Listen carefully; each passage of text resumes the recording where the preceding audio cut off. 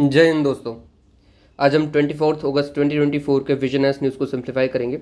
कल जो हमने क्वेश्चन दिए थे कल के, उसके आंसर्स हमारे होंगे B A B B। Okay, और ये आज के आपके क्वेश्चंस होंगे। आज भी मैंने मेंस के लिए कोई क्वेश्चन नहीं दिया है क्योंकि ऐसा कोई आर्टिकल है नहीं आज भी। फिर भी हम क्या करेंगे, जो पूरे वीक में आर्टिकल्स आए हैं अच्छे, उसमें से कोई एक क्वेश्चन में टेलीग्राम ग्रुप में डाल दूंगा। ठीक है, उसको आप अटेम्प्ट कर लीजिएगा। टेलीग्राम की लिंक डिस्क्रिप्शन में दे रखी है और वीडियो के नीचे भी है आपके पास। चलिए, सबसे पहले हमारी न्यूज़ है mRNA वैक्सीन के रिलेटेड। लंग कैंसर के ऊपर mRNA वैक्सीन के ट्रायल चल रहे हैं यूरोप के अंदर। सबसे पहले लंग कैंसर के ऊपर डेटा, तो भाई जितने भी कैंसर होते हैं उसमें सबसे ज़्यादा डेथ इसी से होती है। लीडिंग कॉज है कैंसर के वजह से डेथ होने का, अराउंड 1.8 मिलियन पर ईयर। ठीक है, mRNA वैक्सीन कैसे काम करती है? mRNA stands for messenger ribo nucleic acid. जैसे हमारे अंदर डीएनए होता है, वैसे ही वायरसेस, बैक्टीरियाज और माइक्रो ऑर्गेनिज्म अंदर आरएनए होता है। ठीक है, अभी इसके अंदर मैसेंजर, देखो नाम से ही पता चल रहा है मैसेज। ठीक है, देखो जनरली होता क्या है, अगर कोई भी बीमारी हमारे बॉडी के ऊपर अटैक करती है तो हमारा भी एक प्रोटेक्शन मैकेनिज्म है। अगर समझ लीजिए कोई फॉरेन सेल हमारे यहाँ पे अटैक कर रहा है, फॉरेन सेल या फिर कोई फॉरेन बॉडी अटैक कर रही है, और इस अटैक को काउंटर करने के लिए हमारे अंदर होती है एंटीबॉडी। नाम से ही पता चल रहा है ना कि बाहर की कोई बॉडी आ रही है तो उसको हमें काउंटर करना है, तो इसीलिए एंटीबॉडी। ओके, ये एंटीबॉडी दो टाइप की होती है, बी सेल और T cell. B cell identify करेगा कि ये बाहर का है और टी सेल उसे अटैक करेगा, टारगेट करेगा। ओके, अभी होता क्या है समझ लीजिए, ये एग्जांपल से ही समझते हैं। ये कोरोना वायरस है और ये पूरा उसका जो आउटर लेयर है, ये जो स्पाइक्स दिख रहे हैं आपको, ये उसका आउटर लेयर है। हमारी बॉडी क्या करती है कि कोई भी फॉरेन ऑर्गेनिज्म है, फॉरेन बॉडी है, उसके सिर्फ आउटर लेयर को ही आइडेंटिफाई करके पता लगा लेती है कि ये बाहर का है। ठीक है, उसकी सरफेस को ही सिर्फ आइडेंटिफाई करेगा, किया जाएगा। तो इस मैसेंजर आरएनए वैक्सीन में हम क्या कर रहे हैं, ये जो बाहर का ही हिस्सा है ना, ये कैसे बना हुआ है, इसका डीएनए सीक्वेंस क्या है समझ लीजिए।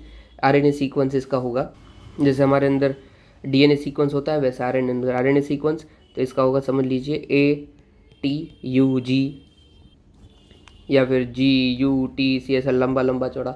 इसको हम आइडेंटिफाई करेंगे और ये जो भी सीक्वेंस में बना हुआ है उसका हम एक मैसेज तैयार करेंगे। ठीक है, ऐसे ये देखो, इस हिस्से को हमने काटा फूटा, इसके अंदर पूरा मैसेज है कि इसका सीक्वेंस क्या है। इसको हमने लिपिड में कोट किया और यही मैसेज हमने दे दिया अपनी बॉडी को कि भाई ये जो स्पाइक प्रोटीन है कोरोना का, वो ऐसा बना हुआ है, ऐसा कुछ है टेढ़ा मेढ़ा। ठीक है, तो ध्यान रख लेना। तो हमारी बॉडी क्या करेगी, जैसे ये मैसेज आएगा ना, अपनी ही बॉडी के अंदर आर्टिफिशियली इसको प्रोड्यूस करेगी। ठीक है, अभी देखो ये तो आर्टिफिशियली प्रोड्यूस है, इसके अंदर तो मेन कोरोना वायरस है भी नहीं, सिर्फ ऐसा दिखने में है। और हमारी बॉडी इससे फाइट करेगी और पूरा पता लगा लेगी कि हाँ ये कैसे काम करता है। तो इसके रिलेटेड हमारे बॉडी एंटीबॉडी बन जाएगी। ठीक है, क्योंकि फॉरेन सेल जब ऐसा ही दिख रहा है सेम टू सेम, अब जब ओरिजिनल आएगा तो भी हमें पता है कि भाई ऐसा दिखने वाला है और हमें इसकी कमज़ोरी पता होगी, तो हमारी एंटीबॉडीज इससे जीत जाएगी। ठीक है, इन शॉर्ट क्या किया हमने, जो फॉरेन सेल था वो कैसे बना हुआ है उसका मैसेज हमने अपनी बॉडी को दिया, अपनी बॉडी ने वही आर्टिफिशियली बना दिया और हमारी बॉडी में रिलीज़ किया। जैसे ही आर्टिफिशियली बन के रिलीज़ हुआ, हमें पता चल गया कि ये तो कुछ बाहर से अलग दिखने वाला आ गया है, तो हमारी एंटीबॉडीज़ ने उसके साथ फाइट की और जीत गई, क्योंकि आर्टिफिशियल था तो ताकत वाला नहीं था। अभी क्या होगा, हमारी बॉडी को पता चल गया कि कैसे हराना है, तो जब एक्चुअल में जो वायरस आएगा तो उसके सामने हमारी एंटीबॉडी इजीली जीत जाएगी। ठीक है, क्योंकि आर्टिफिशियल के सामने आप जीते तो आप जो ओरिजिनल आएगा उसके सामने भी जीत जाओगे। ठीक है, इन शॉर्ट डुप्लीकेट हम अपनी बॉडी में बनाते हैं ताकि पता चल जाए कि ये कैसा है। ये मॉक ड्रिल समझ लीजिए, हम जैसे मॉक ड्रिल करते हैं ना कि एक्चुअल टेररिस्ट अटैक हो उससे पहले ही मॉक ड्रिल कर लो, ये सेम वैसे ही करता है। पर ये काम क्यों करता है कि मैसेज दिया जाता है ना, इसीलिए इसका नाम है मैसेंजर आरएनए। देख लीजिए वर्किंग मैकेनिज्म में कि भाई पीस ऑफ mRNA इंट्रोड्यूस करेंगे। ठीक है, ये इसका जो भी जेनेटिक मॉलिक्यूल्स होगा, इंस्ट्रक्शन होंगे, रेसिपी जो भी इसकी है उसको हम अपनी बॉडी में बता देंगे कि ये कैसे होगा। हमारी बॉडी जो इसको बनाएगी, नेचुरली हमारा इम्यून सिस्टम ट्रिगर होगा और एंटीबॉडीज़ प्रोड्यूस करेगा और जीत भी जाएगा। ठीक है, अभी ओरिजिनली जब कोविड-19 के वायरस आएंगे हमारी बॉडी सेम काम करेगी। That's it. बेनिफिट क्या क्या होंगे इस वैक्सीन के, तो इसके अंदर कोई भी लाइव या फिर वीकन वायरस नहीं है। अगर जिंदा वायरस कोई नहीं डाला है या फिर वीक वायरस नहीं डाला है तो चांसेस कम है फेलियर के, राइट। और ऐसा ना हो कि वैक्सीन काम ही ना करे और बीमारी ज़्यादा पावरफुल कर दे, और ये जल्दी बन जाती है। ओके, ठीक है, आशा करता हूँ आपको समझ आ गया होगा, क्योंकि थोड़ा थोड़ा जल्दी बताना होता है और इजी लैंग्वेज में भी बताना होता है। चलिए, फिर फसाई अर्जिस, हाँ ये PYQ भी आ गया है 22 में। FSI urges established to interministerial committee to reduce pesticide use. In short pesticides come use करो। ठीक है, सबसे पहले कितना यूज़ होता है वो देख लेते हैं। पेस्टिसाइड्स क्या होता है, तो जो भाई इंसेक्टिसाइड, फंगीसाइड्स, हर्बिसाइड, बायोपेस्टिसाइड्स, ये सारे के सारे पेस्टिसाइड्स के अंदर ही आता है। पेस्टिसाइड्स का काम क्या है, तो जो भी हमारा खेत है उधर से कोई भी पेस्ट को डिस्ट्रॉय करना, वीड को डिस्ट्रॉय करना और अपने खेत का बचाव करना। ठीक है, ओके। उसमें से जो पर्टिकुलर हर्बिसाइड है वो हम वीड के लिए यूज़ करते हैं, और जितने भी पेस्टिसाइड हम यूज़ करते हैं उसमें वीड 44% काउंट करती है। ठीक है, हमारा यूजेज कितना है, पर हेक्टर हम आधा किलो के जितना यूज़ करते हैं। कंपेरेटिवली सम कंट्रीज़ के बहुत कम है, क्योंकि वो पर हेक्टर 17 kg यूज़ करते हैं। ठीक है, ये जो भी यूजेज है वो किस एक्ट के अंदर काउंट होता है, किस रेगुलेट होता है, तो इंसेक्टिसाइड्स एक्ट 1968। ओके, समझ गए। आपको काम याद क्या रखना है, पेस्टिसाइड बड़ी टर्म है, कितना यूज़ करते हैं ये देखो, आप भूल जाओ तो चलेगा, बट ऐसे ही याद रहा तो अच्छी बात है, मेंस में ये काम आ सकता है।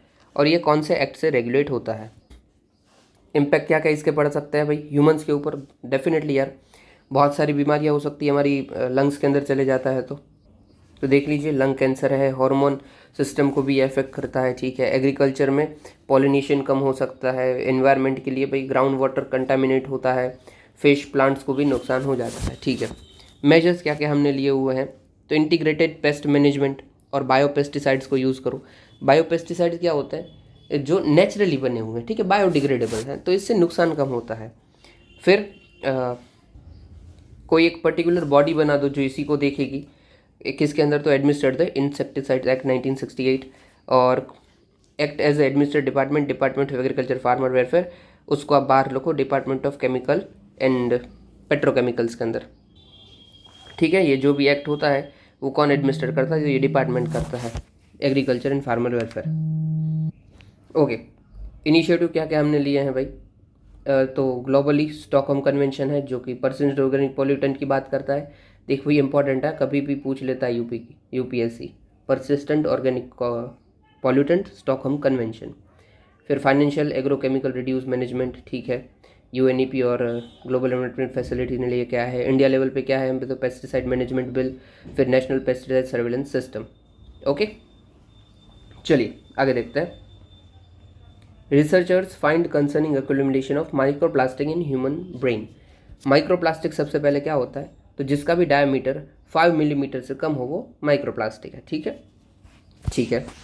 अभी दिक्कत क्या आ रही है कि तो हम खुद भी यूज़ करते हैं, हम डायरेक्टली इनडायरेक्टली हमें पता नहीं होता है, बट यूज़ हो ही जाता है। देखो प्राइमरली माइक्रोप्लास्टिक देखते हैं, तो जो प्रोड्यूस किए जाते हैं, मैन्युफैक्चर बाकायदा किए जाते हैं, कहाँ पे यूज़ होते हैं, तो पेंट में यूज़ होता है, मेकअप में यूज़ होता है, इंजेक्शन मोल्डिंग में यूज़ होता है, डिटर्जेंट, टूथपेस्ट। हम इवन बोलते भी, आपको पता है कोई पेंट लगाया हो तो ये प्लास्टिक पेंट है, मेकअप लगाया हुआ है, मेकअप चमकता बमकता, क्यों, क्योंकि उसके अंदर प्लास्टिक्स है। ओके, सेकेंडरी क्या है, तो इससे हम माइक्रो प्लास्टिक यूज़ कर रहे हैं, हमारे अंदर भी जा रहे हैं, we are very well aware of it.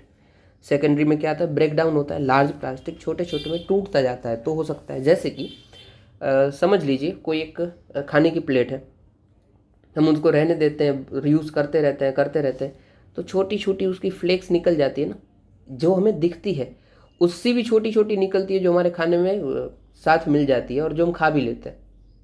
इसी से माइक्रोप्लास्टिक एक्युमुलेट होता है हमारी बॉडी के अंदर।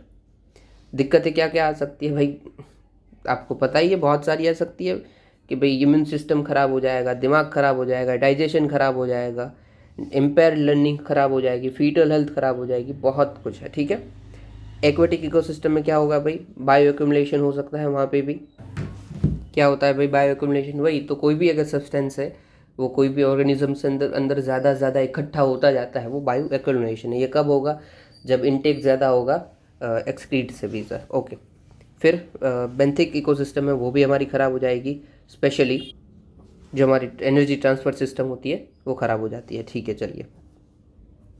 हाँ, ये बेंथिक क्या होता है भाई, तो जो भी ओशन के सरफेस के ऊपर रह रहे हैं, मतलब एकदम डीप रह रहे हैं, वो बेंथिक है। ठीक है, यानी कि जो ओशन के बॉटम के यहाँ पे है या फिर वहाँ पे जाते रहते हैं, वो बेंथिक ऑर्गेनिज्म है। ठीक है, चलिए अभी इसके लिए क्या नुकसान होगा, देखो प्लास्टिक अगर ज़्यादा इकट्ठा होता जा रहा है तो इनके यहाँ पे एनर्जी कम पहुँचेगी ना, क्योंकि ऊपर बायो एक्यूमुलेशन हो गया है, यहाँ पे ही ज़्यादा सब्सटेंस है, तो नीचे कम पहुँचेंगे। ठीक है, फिर एनवायरनमेंट में भाई फूड चेन हमारी ख़राब हो जाएगी, वाटर इवापोरेशन जो है वो कम हो जाएगा।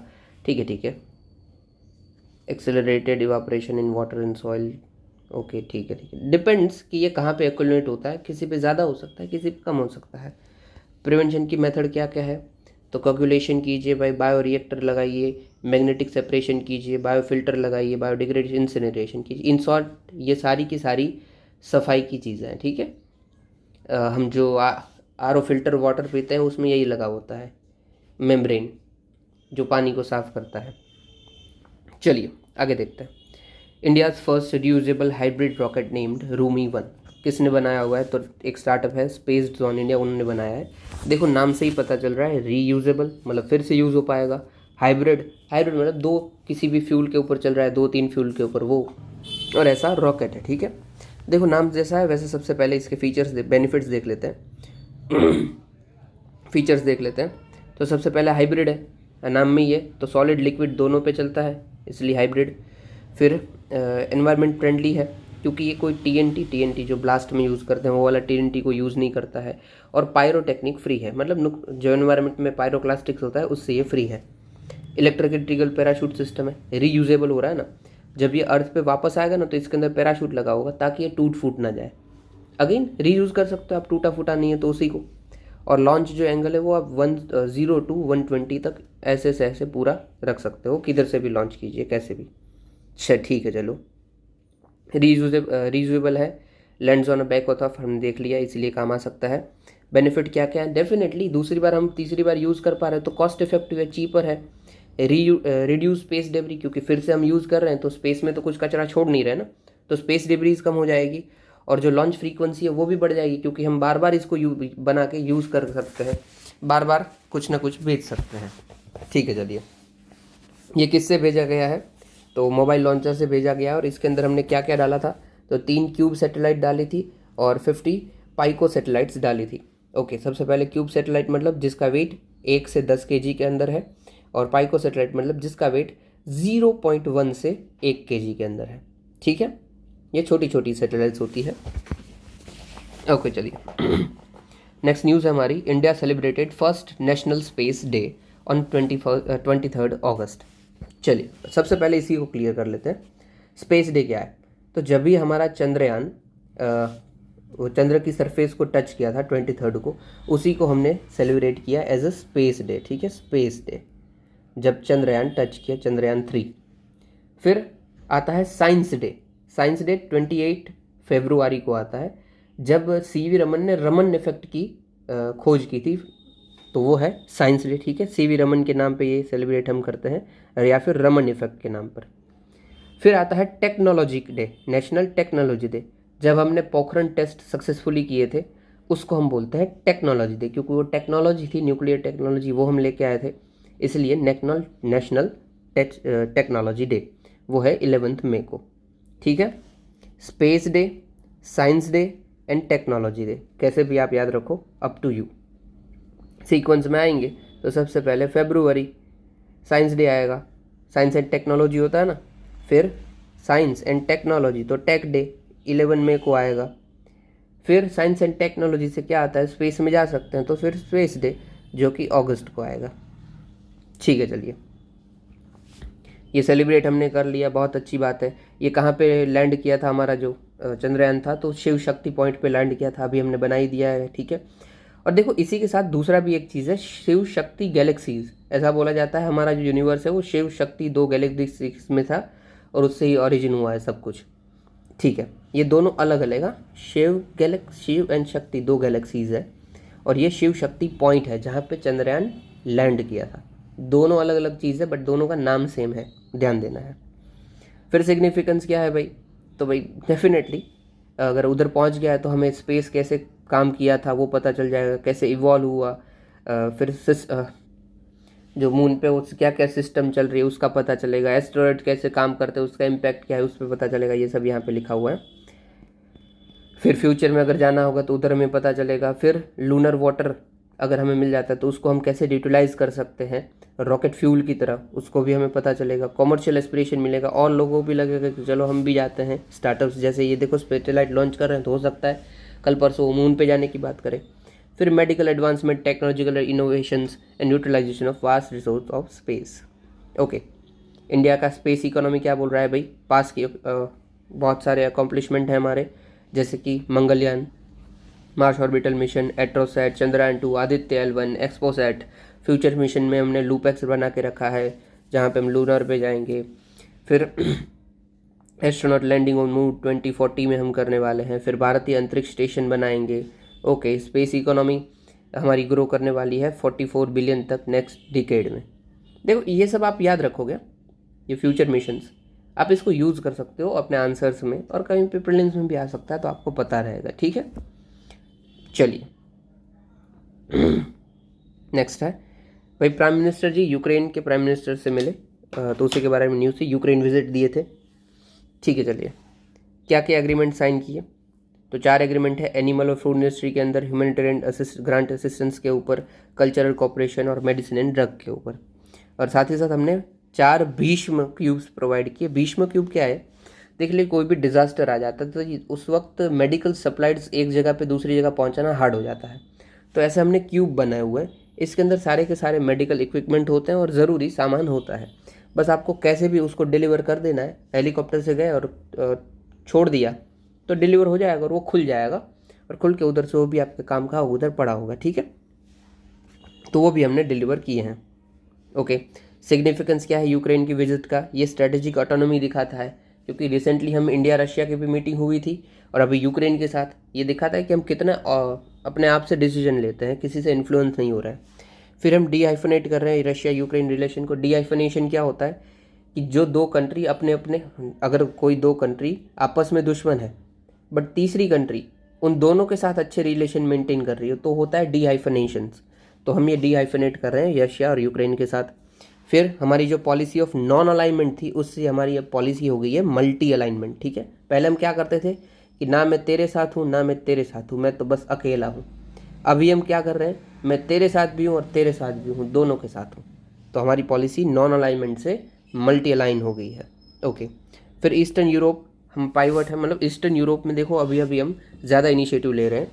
यूक्रेन, पोलैंड, ग्रीस, अभी अभी पोलैंड से भी मिले थे, उससे पहले ग्रीस से भी मिले थे। ये दिखा रहा है कि यूरोप के साथ हमारे जो रिश्ते हैं उसको हमें और अच्छे करना है ताकि हमें काम आए। ठीक है, ये बताता है India's larger Europe push. Okay, India Ukraine के वजह से क्या सिग्निफिकेंस है, तो वॉर से पहले सनफ्लावर ऑयल जितना भी आता था वो बिगेस्ट सोर्स यूक्रेन से आता था। फिर डिफेंस सेक्टर में हमारे 70 बिलियन जितने एग्रीमेंट्स हैं, सॉरी बिलियन नहीं मिलियन जितने एग्रीमेंट्स हैं। पोस्ट वॉर रिकवरी की बात करें तो इंडियन कंपनीज यूक्रेन में जा रही है रिस्ट्रक्शन के लिए, कंस्ट्रक्शन की कंपनी यूजुअली है, बस और वो भी ज़्यादा पॉसिबिलिटीज़ है। मेडिकल इक्विपमेंट हम देते हैं, ड्रग्स की सप्लाई करते हैं। Okay, medical drugs. हाँ, फिर रशिया यूक्रेन जो कॉन्फ्लिक्ट है वो उसमें हम बोलते हैं डायलॉग डिप्लोमेसी का यूज़ करो, और इंडिया इज़ नॉट न्यूट्रल, वो बोलता है कि हम साइड ले रहे हैं, हम साइड ले रहे हैं पीस की। चलिए आगे देखते हैं, ये इतना इंपॉर्टेंट नहीं है बट देखो PYQ थीम है, हर साल एक ना एक कंट्री से ये PYQ आता है। और ये चंद्रयान था वो ऑलरेडी पूछा गया है, या 23 में ही चंद्रयान 3 के ऊपर क्वेश्चन था।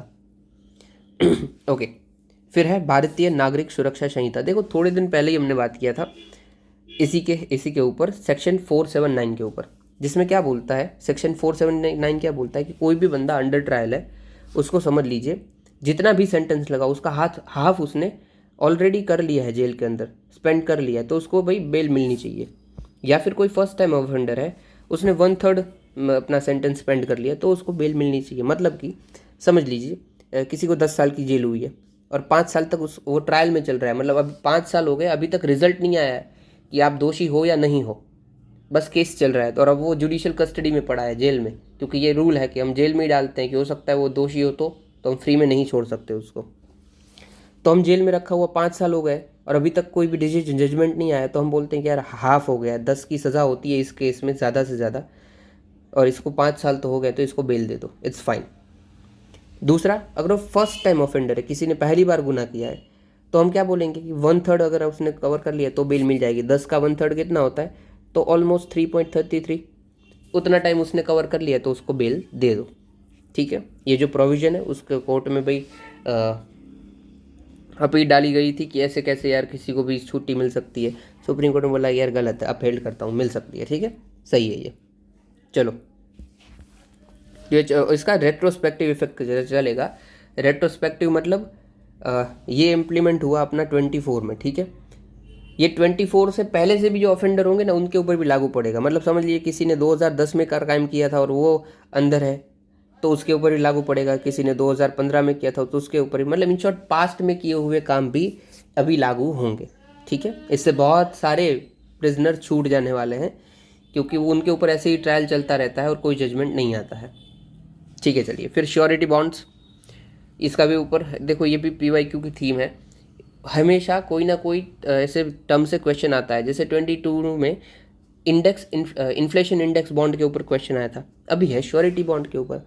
देखो नाम से जैसे श्योरिटी, ये श्योरिटी प्रोवाइड कर रहा है किसकी, दो पार्टी है समझ लीजिए, ए और बी। ये बोलता है कि भाई तू मुझे सामान दे देना, उसके बदले मैं तुझे पैसा दे दूंगा। ये बोलता है कि हाँ भाई, अच्छा ठीक, सामान का छोड़ दीजिए। इन शॉर्ट ए और बी के बीच में कोई भी कॉन्ट्रैक्ट साइन होता है। ठीक है, XYZ कोई भी कॉन्ट्रैक्ट हो, पैसे का, घर का, XYZ। अभी ये तीसरा बंदा उसकी गारंटी ले लेता है, ये के उसकी गारंटी ले लेगा कि भाई इन दोनों में से कोई भी अगर मुकर जाता है ना तो मैं उसका गारंटर हूँ।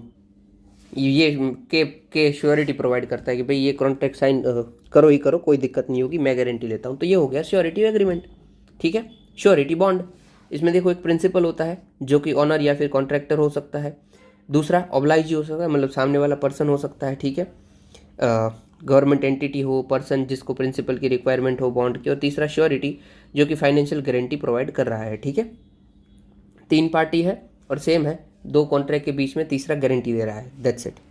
एडा ने भाई इसको बोला है कि इसको और बढ़ाओ यार, ये काम का चीज़ है। राइट इशू, राइट इशू क्या होता है समझ लीजिए, किसी भी शेयर होल्डर के पास ऑलरेडी किसी कंपनी के शेयर हैं। ठीक है, अब वही कंपनी जो एग्जिस्टिंग शेयर होल्डर है उनको दूसरी बार अपने शेयर ऑफर करे डिस्काउंट प्राइस पे, तो वो है राइट इशू। ठीक है, समझ लीजिए मेरे पास रिलायंस के शेयर हैं और रिलायंस फिर से जो एग्जिस्टिंग शेयर होल्डर है, मतलब मैं हूँ पहले से ही शेयर होल्डर, सिर्फ उनको दूसरी बार शेयर ऑफर करेगी, यार और लेना चाहोगे, डिस्काउंट पे दे रहा हूँ चलो, तो उसको बोलेंगे राइट इशू। ठीक है, तो method of raising additional capital through issuance of additional share to the existing share holder. ठीक है, UPSC हर साल ऐसा कुछ ना कुछ पूछ लेती है। ये शेयर मार्केट टर्म्स है, PYQ है ही समझ लीजिए, अलग अलग टर्म्स आती है बट आती है, जो भी न्यूज़ में हो वो टर्म पूछी जाती है। समझ गया। ठीक है, इससे क्या फ़ायदा होता है, कंपनी को और पैसा चाहिए तो उसको मिल जाता है, और जो एग्जिस्टिंग शेयर होल्डर उनको डिस्काउंट पे मिल जाता है, इजीली मिल जाता है। चलिए, क्रिएटिव इकोनॉमी। देखो एक होता है क्रिएटर्स इकोनॉमी, ये हमने कल ही शायद कवर किया था, कल परसों। क्रिएटर्स मतलब जो ऑनलाइन ये अपलोड कर रहे हैं वो सब क्रिएटर्स। ठीक है, यूट्यूब इंस्टाग्राम वाले, और उससे जो भी पैसा आ रहा है वो क्रिएटर्स इकोनॉमी। दूसरा होता है क्रिएटिव इकोनॉमी, हम बोलते हैं ना कुछ क्रिएटिव वर्क करो, वही इकोनॉमी। तो क्रिएटिव वर्क में क्या क्या आ सकता है भाई, तो इंटेलेक्चुअल प्रॉपर्टी आ गई, कोई नॉलेज आ गई, कोई टेक्नोलॉजी का आप यूज़ कर रहे हो, जैसे कि आर्ट, आर्टिकल्चर, क्राफ्ट, डिज़ाइन, इलेक्ट्रॉनिक पब्लिशिंग, कुछ भी, इन सब का यूज़ करते जो भी पैसा कमा रहे हैं, इट इज़ क्रिएटिव इकोनॉमी। इसको ऑरेंज इकोनॉमी भी बोलते हैं। ठीक है, इंडिया के अंदर क्रिएटिव इकोनॉमी 30 बिलियन के आसपास करती है, और ये 8% ऑफ वर्किंग पॉपुलेशन को एम्प्लॉयमेंट प्रोवाइड करती है। ओके, न्यूज़ में क्यों था भाई, तो इसी क्रिएटिव इकोनॉमी के चलते इंडियन चैम्बर ऑफ कॉमर्स ने लॉन्च किया था all India initiative on creative economy, इसको बढ़ावा देंगे, दैट्स इट। ठीक है, चलिए फिर है NPPO। देखो नाम से ही पता चल रहा है, नेशनल प्लांट प्रोटेक्शन ऑर्गेनाइजेशन। ये जितने भी हमारे प्लांट हैं उनको प्रोटेक्ट करने का काम करता है, और नेशनल है तो नेशनली करता है। ओके, देखो NPPO कंट्री लेवल इंस्टीट्यूशन है, किसके अंदर काम करता है, तो इंटरनेशनल प्लांट प्रोटेक्शन कन्वेंशन के ऊपर। देखो इंटरनेशनली एक कन्वेंशन है, प्लांट प्रोटेक्शन कन्वेंशन, इसी के चलते हमने इंडिया में बनाया है NPPO। ठीक है, national plant protection organization. Same India भाई ये जो कन्वेंशन है उसका सिग्नेटरी है, बिल्कुल है, इसीलिए तो हमने ये बनाया। इसका काम क्या है, तो भाई प्लांट का प्रोटेक्शन करना। और ये अपना कौन सी मिनिस्ट्री के अंदर आता है, तो मिनिस्ट्री ऑफ एग्रीकल्चर। ठीक है, ये इम्प्लीमेंट करता है phytosanitary certificate program as per IPH मतलब international plant protection certificate convention. Phytosanitary मतलब वही साफ सफाई वाला। चलिए आगे देखते हैं। जनरल आप समझिए, ठीक है। ये कन्वेंशन से ये बॉडी आई है, इतना ही आपको याद रखना है। जिसका काम क्या है, तो भाई प्लांट को प्रोटेक्शन करना। मिनिस्ट्री ऑफ न्यूज़ में क्यों था, तो मिनिस्ट्री ऑफ एग्रीकल्चर ने अलाउड कर दिया था कि आप भाई इंपोर्ट कर सकते हो पोलैंड से ब्लूबेरी, दैट्स इट। ओके आगे देखते हैं। टेनेजर, देखो ये फोटो से दिख रहा है, टेनेजर सैटेलाइट है। इसका काम क्या होगा कि तो ये मीथेन और कार्बन डाइऑक्साइड को मैप करेगी और डिटेक्ट करेगी कि कहाँ पे भाई ये ज़्यादा एक्यूमुलेट हुआ है, कहाँ पे ये है, दैट्स इट। कि किसने लॉन्च किया है, तो कार्बन मैपर्स करके एक कॉलिजन उन्होंने लॉन्च किया है। इसका काम क्या, ये NGO है, इनका काम यही है कि ग्रीन हाउस गैस की इमिशन को कम करना, ठीक है। ओके अभी देखो मीथेन क्यों डेंजरस है, क्यों इसको हम मीथेन और कार्बन डाइऑक्साइड तो कर रहे हैं, तो ग्रीन हाउस गैसेज है सबसे पहले, तो वही बात हो गई। और जितना भी ग्रीन हाउस गैस CO2 है उससे 80 टाइम्स पावरफुल मीथेन है। देखो ये 80 टाइम्स लिखा है, बाकी कायदे से बहुत सारी जगह पे 28 टाइम्स लिखा गया है। तो ध्यान देना, मैं बोलता हूँ कि आप 28 टाइम्स ही यूज़ करोगे, बहुत सारी जगह पे ऑथेंटिक सोर्सेज पे 28 है। और ये इतना इम्फेसिस क्यों नहीं देते थे, 12 साल जितना इसका लाइफ स्पेन होता है। 12 साल के बाद मीथेन जो भी आया है वो सब उड़ जाएगा, ख़त्म हो जाएगा, ठीक है। बट हाँ इसको आप याद रखोगे 28 टाइम्स है। तो अगर जो कार्बन डाइऑक्साइड है वो 1 सेल्सियस टेम्परेचर बढ़ाता है, तो मीथेन जो है वो 28 सेल्सियस टेम्परेचर बढ़ाएगा, इसलिए ये इम्पॉर्टेंट है। इसके अंदर हाँ भाई जेट प्रपोर्शन लेबोरेटरी बनासन बनाई, वो भी लगाता भाई, कुछ काम का नहीं है, जाने दो। फिर बंडीकूट मिनी, ये थोड़ा सा काम का है। देखो हम मैनुअल स्कैवेंजिंग करते हैं, ठीक है, बहुत सारे परफॉर्म होती है। इंडिया में जारी है, बोला है कि भाई इलीगल है, फिर भी हम लोग करते हैं परफॉर्म, और ये नहीं चलता है। इससे भाई काफ़ी नुकसान हो जाता है, कई बार लोग मर जाते हैं, इसलिए इसको नहीं करना चाहिए।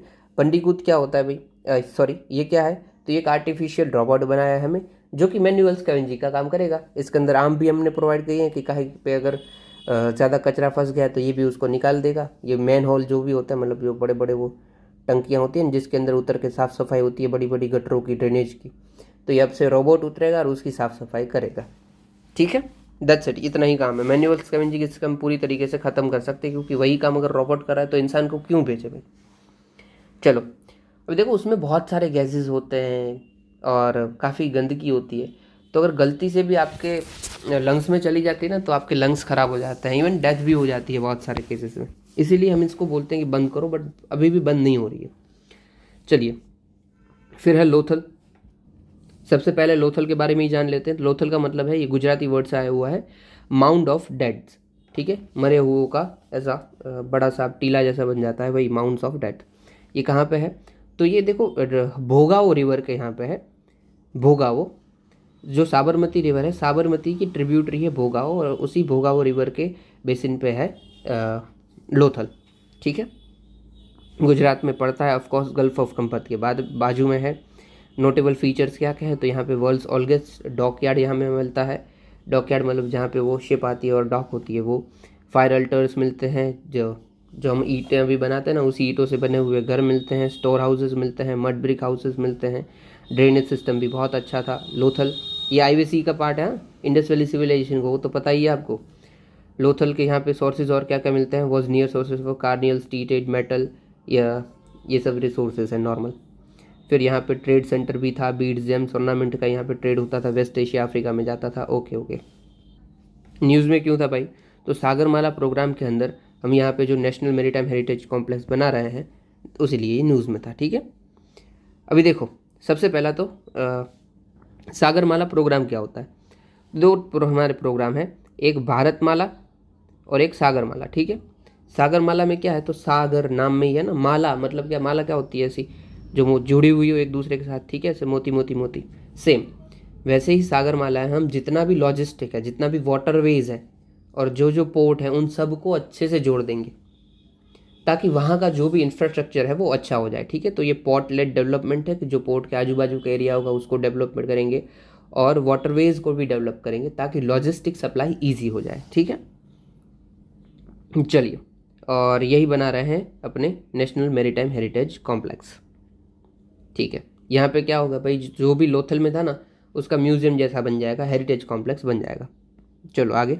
लास्ट न्यूज़ इंपॉर्टेंट वन, हर साल अफ्रीका से एक क्वेश्चन होता ही होता है यूपीएससी में, इसीलिए इंपॉर्टेंट बोल रहा हूँ। जैसे कि बता देते हैं, ओकावांगो बेसिन 2013 में पूछा गया था, फिर लेक विक्टोरिया, लेक मलावी, जिम्बाजी, मोजाम्बिक करंट, ये पूरा का पूरी ऐसे बहुत सारे PYQs आए हुए हैं। ठीक है, मैंने ये एक लिखा है यहाँ पे। चलिए आगे देखते हैं। World's second largest diamond, Botswana के वहाँ पे न्यूज़ है। तो जितने भी डायमंड आते हैं पूरे वर्ल्ड में, उसका largest production, world second largest production Botswana में होता है, और 20% ऑफ ग्लोबल प्रोडक्शन यहाँ से किया जाता है। ठीक है, चलिए। पॉलिटिकल फीचर, लैंडलॉक है। लैंडलॉक क्या होता है? तो कोई भी ऐसी कंट्री जिसकी कोई भी बॉर्डर समंदर से टच नहीं कर रही है तो वो लैंडलॉक है। देखो बोत्सवाना की एक भी नहीं कर रही है तो वो लैंडलॉक है। बॉर्डरिंग कंट्री इन कौन सी है? तो नामीबिया, अंगोला, जाम्बिया, जिम्बाब्वे और साउथ अफ्रीका। ठीक है, देखो ये एस्वातिनी और लिसोथो है कि वो क्या है, साउथ अफ्रीका के अंदर ही एक कंट्री है, वो है लिसोथो, और दूसरी एस्वातिनी की उसके बाजू में पड़ती है, बट वही छोटी है, अंदर ही है। चलो, जियोग्राफिकल फीचर्स क्या है? तो ट्रॉपिक ऑफ कैप्रिकॉन यहाँ से पास होता है ऐसे। ठीक है, फिर ओकावांगो बेसिन है, रिवर्स है, ओकावांगो, लिम्पोपो, जाम्बेजी, उसका बेसिन पड़ता है। ओकावांगो न्यूज़ में था इसीलिए। ओकावांगो का delta artificial and largest endorheic delta है। ठीक है, एंडोहेरिक क्या होता है? तो जिसका ओशन तक जो टच ना कर रहा वो एंडोहेरिक। ओके, ये इसीलिए लिखा है क्योंकि OPYQ में आया हुआ था। और यहाँ पे कालाहारी डेजर्ट भी है, यहाँ पे जो कालाहारी डेजर्ट पड़ता है उसका 70% हिस्सा बोत्सवाना में है। साथ ही साथ जितने भी अफ्रीकन एलिफेंट्स हैं उनकी पॉपुलेशन यहाँ पे सबसे ज़्यादा है, और इसका बायोडाइवर्सिटी सवाना ग्रासलैंड्स है। बहुत सारे इंपॉर्टेंट फैक्ट है, आपको याद रखने हैं।